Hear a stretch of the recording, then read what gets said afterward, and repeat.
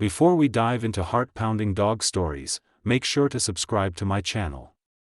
Many people watch the videos without subscribing. Your simple subscription helps me create stories like this. And turn on the bell icon for more stories like this. The police used a taser on a blind veteran and his service dog in broad daylight.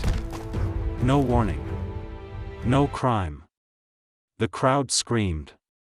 The dog fell to the ground. But 7 minutes later, the roar of military engines shook the street. A convoy appeared, and what they did next left an entire police department in silence. It all began on a quiet afternoon until screams echoed through a downtown intersection. Traffic stopped. People gathered, phones in hand, eyes wide.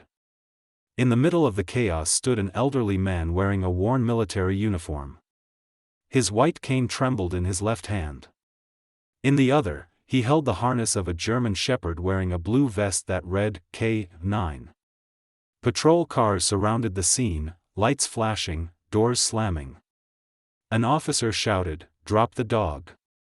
The man, clearly confused, tried to speak. "He's my service dog. He's not a threat." But the officers didn't listen. They saw a command-trained dog loose in a crowded area. They saw someone who wasn't obeying fast enough. The crowd began to circle the confrontation. A little boy tugged on his mother's sleeve and whispered, "Why are they yelling at the old man?" But before anyone could intervene, one taser was drawn, and then another. The blind veteran turned his head, trying to make sense of the chaos around him, but it was too late. With a loud crack, the electric darts fired. His dog whimpered. The man fell to the ground beside him, screaming, not from physical pain, but from pure terror. At that moment, the entire block fell silent. The sound of the taser echoed like gunfire. The German shepherd convulsed, his body hitting the pavement, then went still. The veteran collapsed seconds later, his body trembling as he cried out, "Don't hurt him. He's my partner." But no one moved to help. One officer holstered his weapon, muttering something about compliance. Another kept barking orders, even though it was clear the man couldn't see, let alone stand. Bystanders were frozen in disbelief. A woman dropped her shopping bag, tears filling her eyes. A teenager across the street recorded everything, his hand shaking. A mother clutched her child tightly, as if protecting him from something darker than violence, injustice. The German shepherd let out a weak whine, barely conscious, as blood seeped through a tear in his vest. The man crawled toward him, dragging his cane behind, shouting the dog's name. "Shadow," he cried, as if willing life back into him. But Shadow didn't move. Suddenly, someone in the crowd shouted, "He's a war hero." But the police didn't flinch. Their eyes stayed locked on the old man now holding his companion's body in the middle of the street. That image of loyalty, pain, and silence would haunt everyone there for years. His name was Captain Thomas Reed, a retired Marine sniper who had served 3 tours overseas. Once celebrated as a hero, Tom lost his sight in an explosion in Kandahar. But he never lost his will to fight, nor the loyalty of his K9 partner, Shadow. Shadow wasn't just a service dog. He was military trained, having saved over a dozen lives in combat by detecting explosives and shielding wounded soldiers under enemy fire. After the war, Tom and Shadow were inseparable. They had each other when the world moved on. Shadow guided Tom through daily life, crossing streets, climbing stairs, even grocery shopping. Their bond went beyond duty or command. It was survival. It was brotherhood. The incident at the intersection wasn't their first challenge, but it was the first time their country, the one he bled for, saw him not as a hero, but as a threat. The saddest part, none of the officers recognized him. No medals. No flags. Just an old man with a cane and a lifeless dog by his side. Before we continue, don't forget to subscribe and tell me in the comments where you're watching from. What no one knew, however, was who else knew Tom, and how fast they were coming. Within minutes, the scene had been recorded from a dozen angles. Phones kept rolling. One video, shaky but clear, captured the moment Shadow was hit, his body twitching, followed by Captain Reed's heart-wrenching scream. That clip spread like wildfire.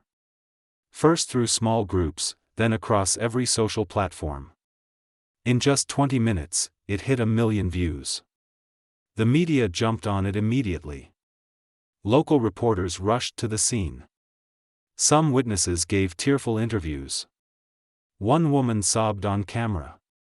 "He served our country, and this is how they treat him." The comments section exploded with outrage. Veteran groups began calling authorities. Public pressure grew by the hour. But no one expected who would answer the call. Miles away, a private alert pinged across a secure network belonging to an elite veterans unit, men who had once fought alongside Captain Reed.